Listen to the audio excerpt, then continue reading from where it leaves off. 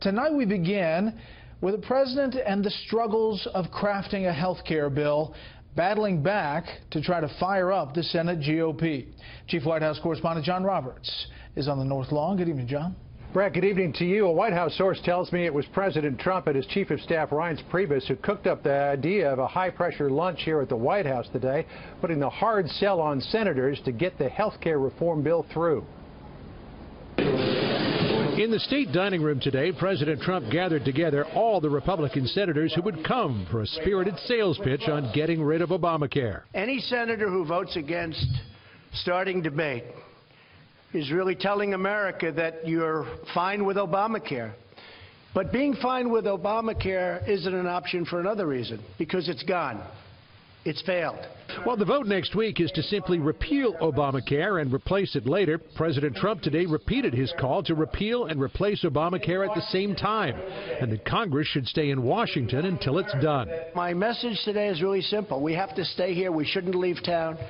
And we should hammer this out and get it done. The president also chastised senators who repeatedly voted to repeal Obamacare during the Obama administration, when they knew their vote was nothing more than a political show. For 7 years, you had an easy route. We'll repeal, we'll replace, and he's never going to sign it.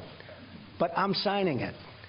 So it's a little bit different. The three senators who voted to repeal Obamacare in 2015 but say they're against it now will come in for some special White House attention, as did Senator Dean Heller of Nevada, an opponent of repeal and replace, who found himself seated right next to the president. You didn't go out there.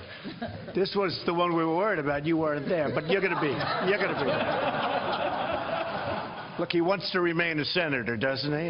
As he seeks to woo senators on Obamacare repeal, President Trump is lashing out at reports he had a secret second meeting with Russian President Vladimir Putin at the G20 2 weeks ago. The president tweeting, quote, "Fake news story of secret dinner with Putin is, quote, sick. All G20 leaders and spouses were invited by the Chancellor of Germany." Press knew. The president talked with Putin for more than 2 hours in a bilateral meeting in Hamburg on July 7th. That night, at the official G20 dinner, the president spent more time with Putin, one-on-one with only a Russian interpreter.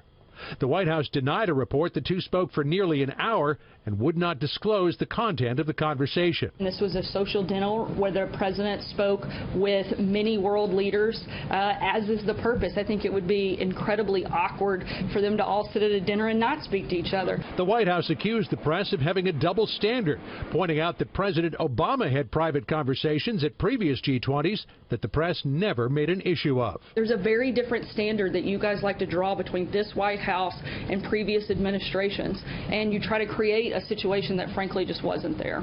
On Obamacare, the Congressional Budget Office today released an estimate of what the repeal bill would do over the course of a decade. The CBO estimates that it would cause 32 million more people to be uninsured and reduce the deficit by some $473 billion. And Brett, some breaking news to report. Fox News has learned that the president's son-in-law, Jared Kushner, will give an interview to the Senate Intelligence Committee this coming Monday. We understand that will be in private session.